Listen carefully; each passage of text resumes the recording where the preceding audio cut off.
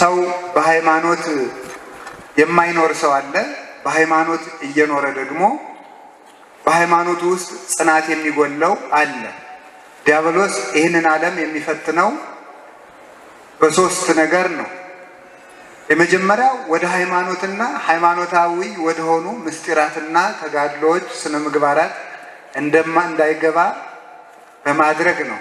በስንፍናም ይሁን በእውቀት ማነስም ቢሆን በልብ መደንደንም ይሁን ወደ መልካሙ የእግዚአብሔር መልካም ጎዳና እንዳይገባ አስቀድሞ በውጭ ያስቀረዋል። ተስፋ ያስቆርጠዋል፣ አትዘልቀውም ይለዋል፣ እውቀት ያሳጠዋል፣ ሰዎች መሰናክል ይሆኑበታል። በብዙ ጎዳና በስጋው ይይዘዋል። በዓለም በብዙ መረብ አስሮ ሰው ከእግዚአብሔር ቤት እንዳይገባ በዚያው ይይዘዋል።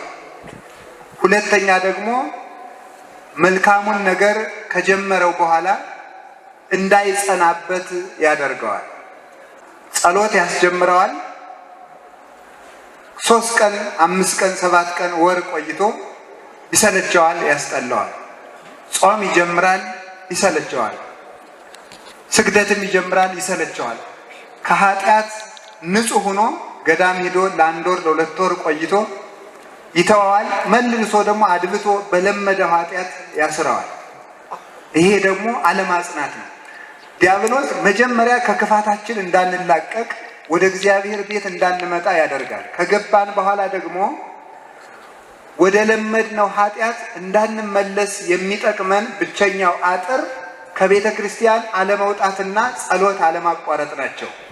እነዚህን ሁለቱን ካቋረጥን አጥሩ የፈረሰ ቤት፣ በሩ ያልተዘጋለት ቤት ሌባ ከፍቶ ወንበዴ ገብቶ ያሻውን ዘርፎ ሊሄድ ከልካይ እንደሌለበት ሁሉ ዲያብሎስ ከኛ ጸጋን ሁሉ ይዞ ለመሄድ የሚመቸው የጸሎት አጥር ሲፈርስለትና ከእግዚአብሔር ቤተ መንግስት ስንወጣ ነው። ከቤተ ክርስቲያን እንድንቀር ወይም ደግሞ ቤተ ክርስቲያን እየመጣን እንዳንጸልይ ያደርገናል። ንጹሕ ሆነን ለ1 ወር በመቆየታችን ለ2 ወር በመቆየታችን ያዘናጋናል። ኃጢአት ሲያሰራን የነበረው ሰይጣን የለቀቀና የተወን ይመስለናል። እርኩስ የነበርነው ወደ ንጹህነት ያደግን ይመስለንና ተዘናግተን ጸሎት መቀነስ እንጀምራለን። ያንን ባደረግን ጊዜ ደግሞ ሰይጣን አድብቶ መግቢያ ቀዳዳ ስላገኘ እንደገና ደግሞ በዚያው ይጥለናል። ከዚያ በኋላ ጀምሬው ነበረ ባለፈው ስለወደቁ እንግዲህም ብጀምረው ወድቃለሁ ብለን እናስብና በተስፋ መቁረጥ ደግሞ ለልማዳችን ወድቀን ተላልፈን ተሰተን እንቀራለን ማለት ነው። እና መድኃኒቱ ከውጭ ላለ ቆርጦ ወደ እግዚአብሔር ቤት መግባት፣ እቤት ያለ ሰው አብዝቶ መልካም ከመስራት ይልቅ መጀመሪያ የያዟትን መልካም ነገር አጽንቶ መያዝ፣ መደጋገም፣ ለ40 ቀን ለ80 ቀን ለ6 ወር እያሉ መደጋገም። ኃጢአትም ተደጋግሞ ነው የሚለምደው፣ ጽድቅም ተደጋግሞ ነው የሚለመደው። ሕሊናን ከመባከል መጠበቅ የሚቻለው ደግሞ ጸሎት ሲኖር ነው። እንዲያውም አንድ የቤተ ክርስቲያን አባት ሲናገር ብሎ ይናገራል። ጸሎት ሳይጸልይ አጋንንትን የሚዋጋ ሰው ቤተ መንግስቱን ለቆ ጠላቶችን እዋጋለሁ የሚል ሰውን ይመስላል። ቤተ መንግስቱን ካስረከበ በኋላ ውጊያ የሚዋጋ ሰው ድል ሊነሳ አይችልም። ጸሎት ማለት የእግዚአብሔር ቤተ መንግስት የድል ነሾች ከተማ፣ የኃይል ከተማ ናት። ከዚያች ከወጣ ይሸንፋል። ቤተ መንግስቱን ጥሎ ዳር ወዳለ ንጉስ ልዋጋ ሄዳለሁ ቢል በዚህ መንግስት በዚህኛው በኩል ያለ ሌላ መንግስት መጥቶ የዚህኛውን ንጉስ ከተማ ቤተ መንግስቱን ተረክቦ እንደሚቆየው ጸሎት አቋርጠህ መስገድ፣ ጸሎት አቋርጠህ ልመጹት፣ ጸሎት አቋርጠህ ልጹም፣ ጸሎት አቋርጠህ ልስገድ፣ ጸሎት አቋርጠህ መልካም ልስራ ብትል ከተማ ለቆ የሚዋጋ ቤተ መንግስቱን አስረክቦ የሚዋጋ ንጉስ ትመስላለህ። ድሮስ ውጊያው ቤተ መንግስትን ለመጠበቅ አይደለምን? ቤተ መንግስትን አስረክበ ስለምን ትዋጋለህ?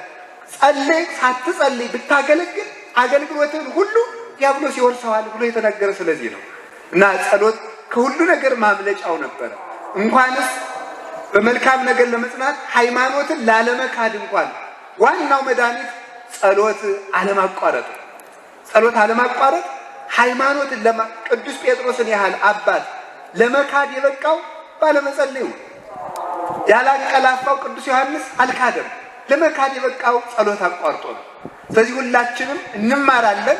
ከቤተ ክርስቲያን ግን ጸንተን የማንቀረው ለምንድን ነው? ስለማንጸልይ ነው። እና እንድንጸልይ አምላከ ቅዱሳን ይርዳን። ከዚያ ደግሞ ምንድነው የሚያደርገው? ይሄንን ካደረገ በኋላ ምን ያደርጋል? ገድል ማስወሰን ይባላል። ገድል መወሰን ማለት ይበቃኛል ማለት ነው። ይበቃኛል ያስብለዋል። ደግሞ የጸናውን ጥቂት መጽናት፣ ዓመት መጾም፣ ዓመት መጸለይ የጀመረውን ደግሞ በዚያው እንዲረጋ ገድል አትወስን ይላል። ገድል የሚወስን ሰው ለክብር አይበቃም። ገድል መወሰን ማለት ያሉትን ትንንሽ ጽድቆች እየቆጠረ የሚበቃ ነው። ጸሎት ጸልያለሁ፣ ራይት፣ ጾማለሁ፣ ራይት፣ ሰግዳለሁ፣ ራይት እያለ ተመስገን ነው።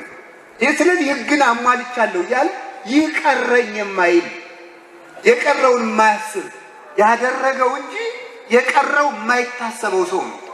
እንዲህ ያለውን ሰው ደግሞ ትሩፋት እንዳይጨምር፣ ከገድል ወደ ገድል እንዳያድግ፣ መላእክትን እንዳይመስል፣ እግዚአብሔርን እንዳያይ የተገበራቸውን ሕገጋትና ያደረጋቸውን ስራዎች እየቆጠረ ጣዕመ መንግሥተ ሰማያትን ሳይቀምስ እንዲቀር ደግሞ ገድል ያስወስነዋል። እነዚህን ነው ቅዱስ ጳውሎስ ከዚያ በኋላ ደግሞ ገድል እየጨመረ ያለውን ደግሞ ምን ያደርገዋል? ትዕቢት ይጨምርበታል። አንዱን መልካም እንዳይጀምር ያደርገዋል። አንዱን መልካሙን ነገር ያዝለቀቅ እንዲያደርግ ያደርገዋል። አንዱን ደግሞ ገድል ያስወስነዋል። ይበቃኛል ተመስገን እንዲል ደግሞ ያደርገዋል። አንዱን ደግሞ እንዲመጻደቅ ደግሞ ያደርገዋል፣ እንዲታበይ ያደርገዋል። የትዕቢት ሰይጣን ደግሞ ሰው ሲታበይ መልካምነቱ ሲታየው እግዚአብሔር ረድኤቱን ያነሳዋል። ረድኤቱን ሲያነሳ ሰው ራሱን መጠበቅ አይቻለውምና ሰው በዝሙት ይወድቃል። በዝሙት በወደቀ ጊዜ ደግሞ የተስፋ መቁረጥ ሰይጣን ይረከበዋል። ከተረከበ በኋላ ከሃዲ ይሆናል። ከካደ በኋላ ልቡ ይደነድንና ሳይመለስ ይቀራል። አንዱን ደግሞ በትዕቢት ይዋጋዋል። ስለዚህ ወዘንተ እንዘ ትገብሩ ኢትሳሃቱ ያላቸው ለዚህ ነው። መልካም ስታደርጉ አትሳሳቱ። አንደኛ አትታበዩ፣ ሁለተኛ መልካሙን ነገር ነገ ጀምረዋለሁ አትበሉ። ዛሬ ጀምሩት፣ ነገ የእናንተ አይደለም። የጀመራችሁን ደግሞ አጽንታችሁ ያዙት። ያለኝ ጽድቅ ይበቃኛል አትበሉ፣ ወደፊት ገስግሱ። እስካሁን ጾመህ ከሆነ ሌላ ጾም ጨምር፣ ሰጥተህ ከሆነ ሌላ መስጠት ጨምር፣ ታርቀህ ከሆነ ሌላ ሰላም ጨምርበት፣ ሌላ መልካምነት ጨምር። ይህንን ለማድረግ ቅዱስ ጴጥሮስ ለማጽናት የጻፈው መልእክት ነው እና ሲነግራቸው ምን ይላል? መጠራታችሁን ታጸኑ ዘንድ ከፊት ይልቅ አሁን ትጉ ይላቸዋል።